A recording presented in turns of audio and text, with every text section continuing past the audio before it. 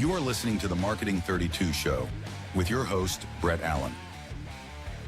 Hi, Brett Allen here, host of the Marketing 32 Show, where I connect with leading dentists, dental influencers, and industry experts to uncover the latest and greatest.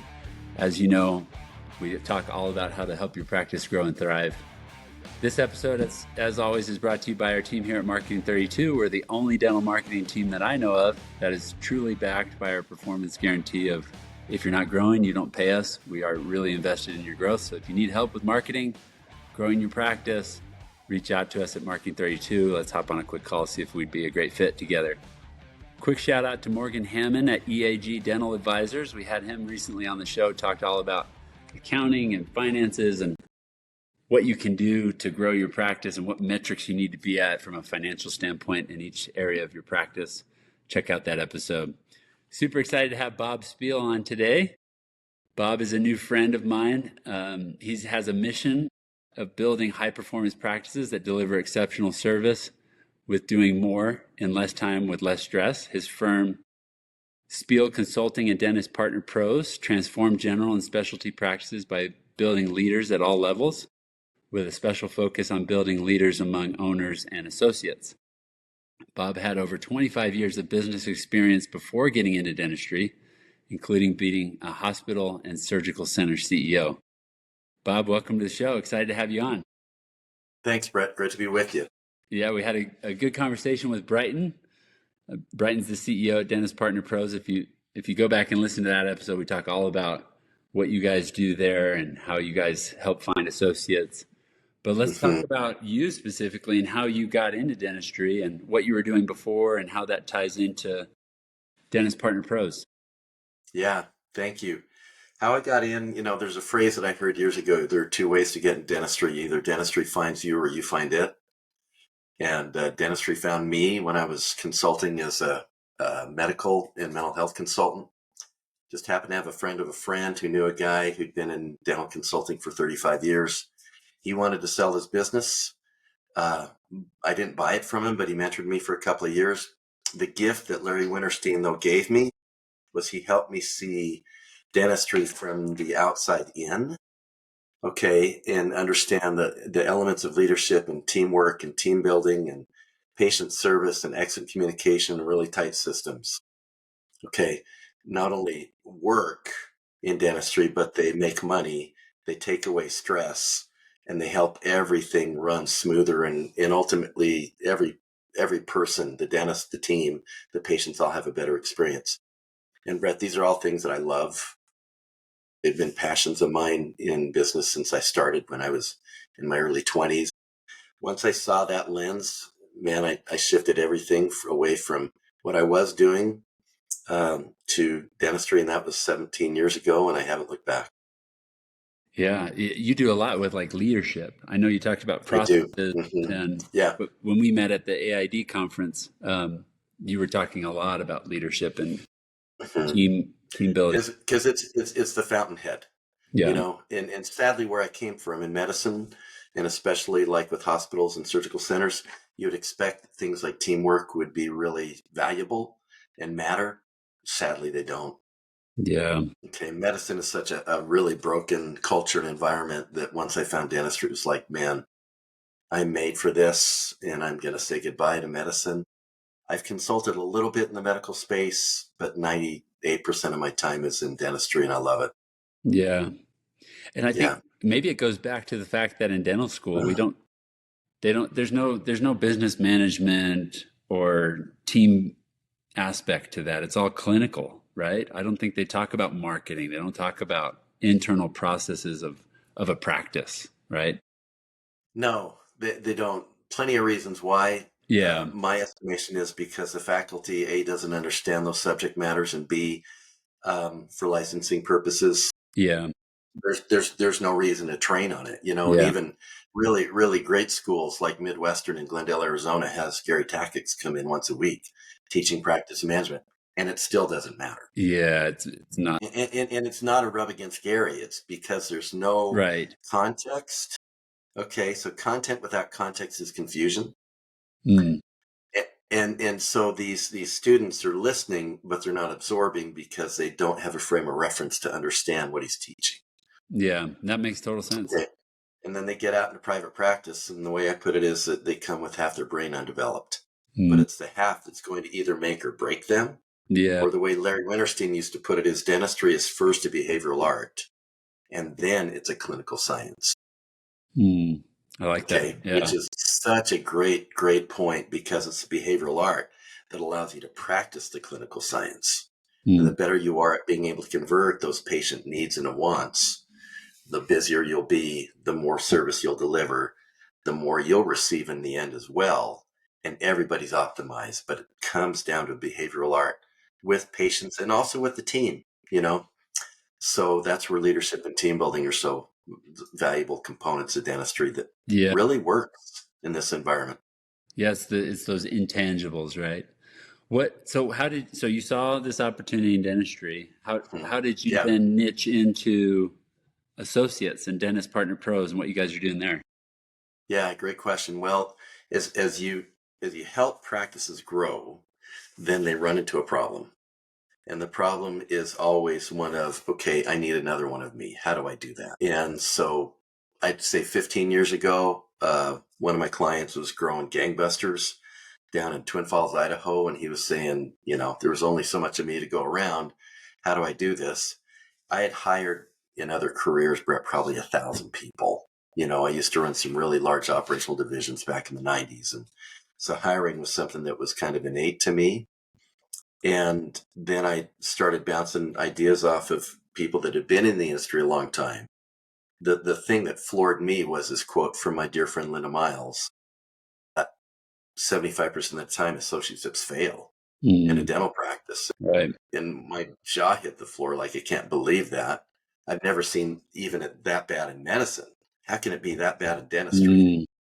Well, unpeel the onion a little bit and you realize a dental practice and the relationship at the executive level of the dentist is one of the most unique executive environments around. It's like two executive chefs being in the same kitchen is one of the Mm. analogies I use, and either they're going to get along really well or it's going to be combustible, but there's nothing in between. Okay. Yeah. So what I really figured out was, listen, this is more like a marriage than probably any other relationship out there. So if it is, because they've got to fit culturally, values with how they view with money, how they communicate, all these other things, then let's treat it like that and then kind of become Match.com for dentists. Mm. And Yeah, that that's that cool. led to the kind of the whole launch of Dentist Partner Pros. I've been hiring in my own business for about 10 years. And then, Brighton is a really great mind. And about 5 years ago, we said, we ought to look at this and make it something available for everybody and not just for your clients. And I said, let's do it. Yeah. Yeah. Yeah. So we've hired probably about 100 associates over that time. We've got an 85% success rate, That's great. which is vastly different than a 75% 700 failure rate. failure. Yeah, for sure. Yeah. And Huge it's swing. because the process works if you handle it correctly. Right. And we talked a little bit about that with Brighton. We went into what your process is like and how you Mhm. guys match Mhm. dentists. Right. You guys should definitely, if you're listening, go back and listen to that episode if you're in the market for an associate trying to make that Mhm. step in your practice. Right. So you saw this need, you figured out, hey, I can leverage my skill set in making an impact in the industry. That's really awesome. Right. Right. And so, some of the social confirmation of what we've been doing now is, and Brighton probably brought this up, we've got affiliate relationships with quite a few marketing firms like yours. Because Mhm. again, if it works, they grow. And if they grow, they got a problem. And that is, how Right. do I have more of me to go around? Because I can't work like 8 hours or 8 days a week. Right. Although the Beatles made you think you could, but, in reality, Yeah. you can't. Um, so, we've got relationships with Benco and with Burkhart, and we just signed with Seattle Study Club. So, there's some Great. really good momentum going on, and we're super proud of these relationships. But it's because there's nobody else approaching it the way that we are. It's a Yeah. premium service. Okay. Some dentists hear the price and they gasp and they go, I can't believe it's going to cost that much because I can spend a third of this. and think I'm getting the job done. Well, you can either, the phrase back in the day with Midas, you can pay me now or you can pay me later. Yeah. Okay. Yeah, you can do the cheap route, but the cheap route has yielded this 75% failure rate. Right. Okay. And how many times do you have to do that to get it right? Or can you spend once 100%. and then have a 5x return on your money? Mm-hmm. And one of the observations Brighton made in this whole process was, Bob, I finally realized great associates are amplifiers because they amplify the good.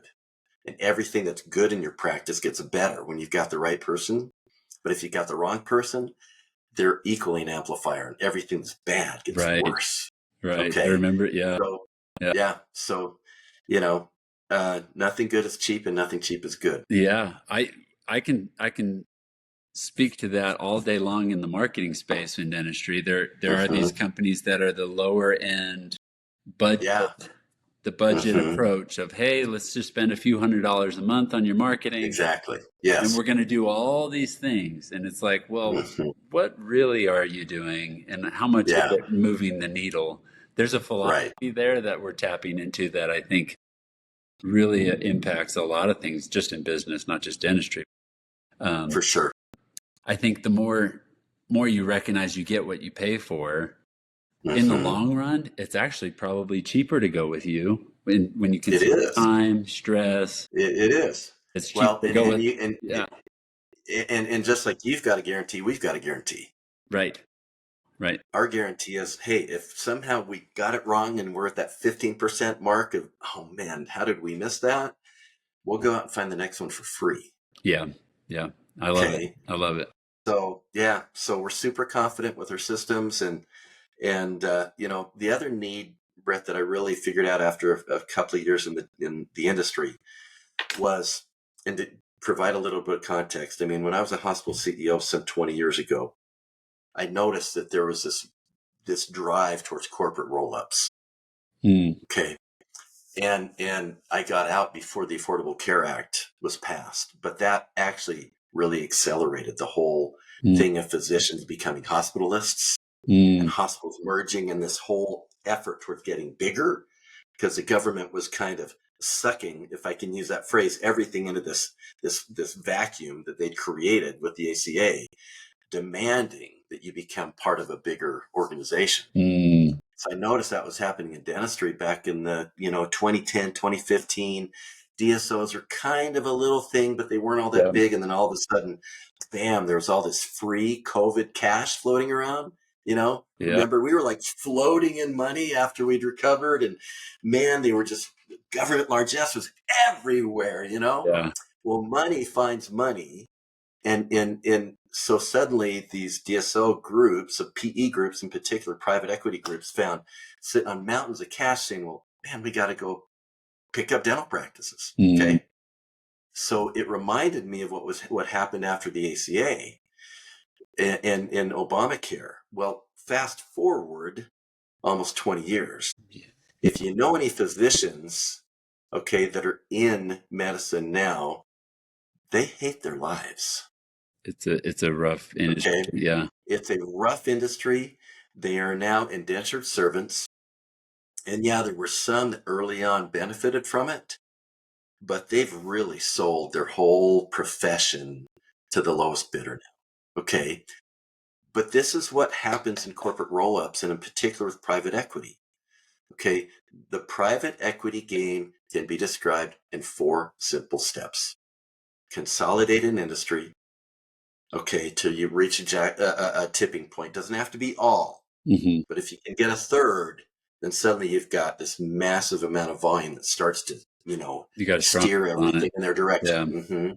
So consolidate an industry, jack up prices, strip out cost, and harvest cash. Okay. That's their game right there. Okay. And I challenge anybody who's listening to this that is in the DSO space.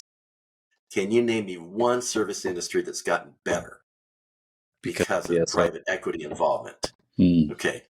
I don't know of any. All right. Today they're buying out plumbers. They're buying out HVAC companies. They've already wreaked havoc in the veterinary space, etc. And the game plan is still the same. So as I saw this roll up start to happen inside dentistry, in particular after 2021, it was kind of like, man, dentists are great decision makers if they have the right information. Okay. Without the right information, they don't make good decisions. And there's this whole FOMO thing going on, and dentists selling to dentists. Yeah. And finally decided, you know what? We may not be able to fight them head to head, but we can wage a guerrilla war and start a podcast. Mm-hmm. So I reached out to a very good friend of mine named Nate Williams, who runs a fantastic financial and financial accounting group, okay, out of Medford, Oregon, called Practice Financial Group. And Nate's cut out of the same cloth as I am. He used to work for Kane Waters. He saw kind of their whole thread towards these bigger and bigger groups. And he said, we got to do something. So we started a podcast, much like you have, called Just Say No to the DSO. Yeah, I'm glad Okay. we're going this route with the show today, Yeah. talking about it. Yeah. You exposed this to me at the AID conference, which is perfectly aligned with what they were talking about, Alliance of Independent. Yeah. Mm-hmm. I had no clue that this was actually happening in the DSO space. And that dentists are unaware of some of the traps and some of the challenges with all of this. Yeah. Mm-hmm. Very, very unaware of the traps and the challenges. And their challenge is this, Brett, because the DSOs, because of the private equity groups that are really behind, they're the Oz behind the curtain. Okay. Yeah. Massive amounts of cash. And so what have they done with the cash? They've bought off the industry magazines. They've bought off the trade shows. They're buying off the dental schools. In fact, they've already launched a dental school at High Point University. Okay. Oh, interesting. That is purely for the DSO. Interesting. Okay. Heartland Dental started that. And by the way, they have no entrance requirements. Everybody gets in. I don't think everybody gets in. But you know, it's kind of like, man, if you're willing to pay us the money, you're in. We'll push you out. We'll push you out there. We're very happy to take your $500,000, push you out there, and then work for us. Okay. Nate and I launched this podcast. We're now in season 3. And we're doing everything we can to try to peel the curtain back and expose the fact that the offers that they're providing are not what they say they are. And that their job really is to make you think you won the lottery, when in reality, they're going to take your practice for nothing. Mm-hmm. Okay. Now, Nate is one of the best analysts I've ever worked with. I've got an MBA. I know how to analyze stuff. Man, Nate eats numbers for lunch and dinner. Okay. The guy is brilliant. And he's reviewed over 100 DSO deals, because once these things all started, he's got about 350 clients at PFG. All right. And all of them got offers. Okay. Not all of them took them seriously, but there were enough that did, that they knock on his door and say, Nate, would you please review this? Because, man, it sounds amazing. You know, they want to give me $25 million for this practice. I can't believe it. I've just, you know, I've got everything in front of me, generational wealth. My kids are taken care of. All the stress I've had as a dad, boom, you know, I just won the lottery. Yeah. Would you please review this and tell me if this is valid. All right. And Brett, he's never found one that was pro dentist. Oh man. In the fine. Not one. In the fine print, exactly. And that's where the devil is in the details. Okay. Yeah. They what their hook is they want to give you a really massive number. And that number is so big that you kind of get foggy-eyed. Yeah. You know, I liken it to showing up at this cocktail party. Okay. And you're a married guy or a married gal. The most handsome man or most gorgeous woman in the world comes up to you, you know, and starts to come on to you. And you're like going, I can't believe this is going on. And suddenly you lose all sense. Well, that's what that number that the PE groups and the DSOs are trying to create for you, is a sense of, you know, just losing all ration whatsoever. I remember you talking about that. You were talking about in your presentation, these clawback clauses that they put in. Like, first off, they require you to stay for so many years. 5 years typically now. They require you to hit so many certain numbers. So many match. Yep, that's right. Yep. Yeah. And then there's these things that if you're not hitting those, then it's like, well, boom. Yeah. Yeah. Or by the way, if we just find something that you may have done wrong, or there's this charge over here, like Nate actually knows of somebody who got charged with sexual harassment. Okay. Oh yeah, I heard The about guy, yeah. the guy got fired and he lost all his equity. Okay. And you consider also the fact, Brett, that you sign these agreements with non-disclose, Oh non-disparagement, yeah. and non-competes.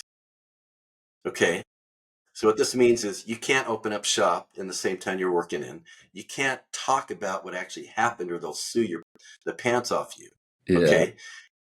And the other piece is, I would say non-competes, non-disclosed, non-disparagement.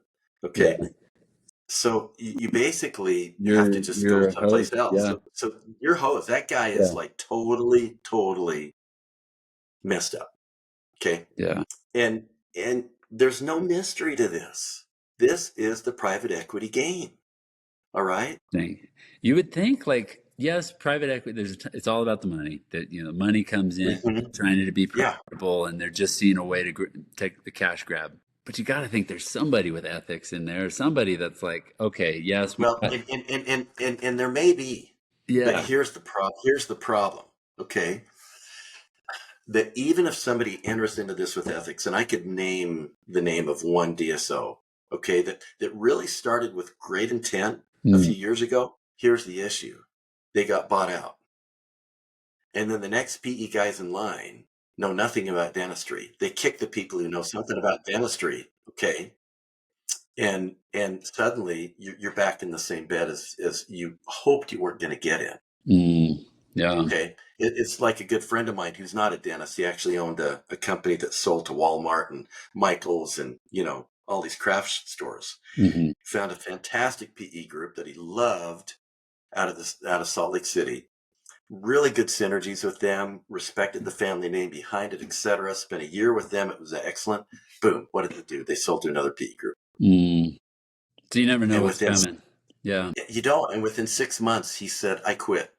I know I'm giving up $4 million, but I'm out of Because here. I want out. Oh, wow. Because I want out, because I can't stand to work with you guys. So here's the other rub is not only, and this is the fifth leg of the PE strategy. Okay. It's not just consolidate, jack up prices, strip out cost, which means peel people out. Okay. Or get junior associates in a dental practice who are just a turnstile. Okay. Yeah, turn and burn. And then turn it into a mill. But the fifth leg of this is now sell to somebody else. Okay. And this recap idea. And that's where the DSOs and the PE groups are so hot on giving this massively big number, because the big number is in equity. Okay. They're getting a steal. Yeah. Yeah. So, they'll give you, today it used to be about 50-50, maybe 60-40, 40 in cash, 60 in equity. As money is no longer free, that number is keep getting smaller and smaller and smaller. So today it's like 25%, maybe 30% is in cash. The rest is in equity. Mm-hmm. Okay. But the reality is that equity is just a promise. Yeah. Until it's realized you don't have, yeah. Until it's realized. Yeah. And here, I wish I was making this stuff. It's hard to believe. I really right? do. It is. I know. But I really wish I was making this stuff up. We were talking about before the show. It's not just in exits where you get this big offer that makes your eyes glaze over, like you're saying, but also in these groups that are positioning themselves as like, hey, be part of our group, or we have this support infrastructure you can tap into. We'll integrate your practice. You still own your practice, but you get access to all the, the amenities of a bigger corporate group. Right. It's you're seeing the same kind of things happening. You're seeing the same kind of ultimately those deals go sour. Well, they do. And here's the reality, because they make this claim that we will allow you just to practice dentistry and we'll do the rest. Okay. I'm sorry. But when you are the dentist in the dental practice, you're the person. You're the employee. Team's gonna go to. Yeah. You're the leader. All right. Okay. You're the leader. So it's a nice hook. but it doesn't work. It's not real. Okay. Yeah. So what kind of recommendations can we give our listeners Yeah, that are yeah. in these Thank positions? you. They've either gotten laid First off and or foremost, yeah, educate yourself and educate your friends. Okay. Um, you know, just say no to the why DSO. Probably just great. say no to the Yeah. for number one thing, just say no to the DSO. And our payback, because Nate and I fund this personally out of our businesses. Okay. We don't have any sponsors, we don't have anything. We're paying to get this out there. So our payback really, Brett, is when we get a conversation or email from somebody saying, I tore up the offer, Yeah. or I've just decided to go off on my own, Mm-hmm. and chart another path. But yeah, number one, just so you know, the DSO, become educated, educate your friends. Don't take the hook. Don't believe the lines, but then accept responsibility for your practice and realize, it is a stressful job. Every job in America today is stressful. All right. But through license and talent and ability, you can continue to grow your practice, grow your leadership talent, expand your marketing, hit your goals. All right. The old fashioned way, which means you just buckle down and do it smartly. Mm-hmm. Okay. Find great people to surround yourself with. I think is actually one of the biggest keys of all. Because again, they promise, we'll do marketing, we'll do HR, we'll do legal, we'll do this, we'll do that. You can find folks that can do that really well for a heck of a lot cheaper than selling 51 to 60% of your practice, basically for nothing. Okay. Because here's the rub that Nate found is you could burn your practice down literally at 5.5 years I remember you and telling be us. Yeah. be just as well off as if you'd sold to the DSO at year one. Yeah. And kept working, okay? Because by the time you look at the clawbacks, by the time you look at the reduction in your pay, by the time you look at all these guarantees that they have, but they're all attached to, different multiples that you have to hit or benchmarks you have to hit, that what they're doing is they're giving you 5 years worth of income now, and then you're working to pay that back. Yeah. Okay. And that's the difference between what they're paying you and what you would have paid yourself. So that's the number right there that you're paying it back. If you just work for 6 more months, you'd be better off. Mm-hmm. And you own your practice. You can continue to grow it. You can actually sell it now for what it's worth. All right. Instead of for promises. And you chart your own course. So Nate and I put it this way: own the work of your hands. Yeah. Yeah. Why would you sell the work of your hands to somebody else? If you were a master painter, why would you sell your hands to someone else? Yeah.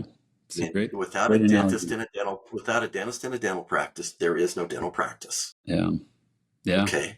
Well, and so Yeah. much of it is the doctor-patient relationship and relationship with the team. Mm-hmm. And these DSOs are going to come in and probably say, you got to fire this person. You got to hire this person at a lower Well, rate. they will. All that Yeah. stuff. Yeah.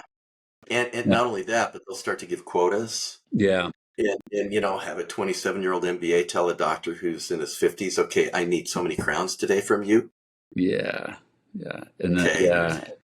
And that's not anecdotal. Yeah. That happens. Yeah. All right. Then, It does. yeah. And it's because, see, the way I look at it is this, Brett, that there's been this marvelous kind of fusion between quality and financial gain in dentistry for decades. But it's because the dentist's name is on the door Mm-hmm. and their reputation is everything to them. Mm-hmm. Okay. And it's also a highly competitive environment. So they know they've got to deliver really great results. And the best dentists that I know of have not only trained their eyes and their hands, but they believe that, if I do good work and I'm smart, the dollars are going to take care of themselves. All right. But this trade-off has happened very successfully to the point where, frankly, It's starting to affect everybody. Yeah. well, and there's hardly no problem that a patient can show up with that a dentist can't either solve themselves or refer to somebody else. Mm-hmm. Okay. But now you throw, instead of this goal of making money, and it changes the entire reason you're there. It changes the entire focus, the efforts. Everything is now money driven. All right. And not that money is bad. I personally think money's great, but if it's done with the right reason, and it's not the reason, it's not the mission. It's like Simon Sinek said, Profit is Byproduct. always a result. It's a byproduct. Right. Okay. But when it becomes the God, then everything changes. Yeah. And sadly, that's what PE does. You can't tell me otherwise. Stephen Covey taught this years ago. You get what you reward. Okay. And if the reward is financial gain and money, and especially money to be siphoned off to send to the PE group, what are they going to focus on? Production and full speed ahead. Damn the torpedoes. We'll just keep going on. Okay. So that's why I'm passionate about this, because not only is associate hiring something it's a weakness we have in the industry, but there's a big hole that's blown in the boat of dentistry, and that's by DSOs. We're trying to save that and solve it. Okay. Yeah. One practice at a time. Thank you so much, Bob. This has been awesome. I'm glad that the conversation went this direction. I know this is a big part of what you're doing and giving to the industry. Where can people go to connect with you? What are your next steps? Thanks. Great. First, just say no to the DSO. Okay. That podcast. You can hear Nate and I ad nauseum. I always laugh when people say, "Man, I listened to everything twice." I'm like going, "Really?" Oh, wow. Okay. Yeah. People binge listen to it. One guy said, "Man, I listened to the whole thing coming back from Europe." Oh, wow. But that's the first way. Okay. And then, they can reach out to me at bob@spielconsulting.com. And that's spelled S as in Sam, P as in Peter, IEL, consulting, all one word.com. Or frankly, Brett, I don't mind. I mean, I love this industry and I love working with dentists. They can text me as well. Okay. Awesome. At 208-520-6900. Awesome. But anything we can do to help dentists, really control their future and keep this industry as, I think, the best part of healthcare that's out there, but keep it independent. Yeah. And growing. All right. We'll put all of that in the show notes, so you guys don't have to worry if you're driving. Don't worry about writing it down. You go to our website, you get all this info from Bob there. Thank you again, Bob, for coming on. Thank you for the great conversation and the work you're doing. You're welcome, Brett. Thank you. All right, everybody. Until the next time on the Marketing 32 Show, have a great day.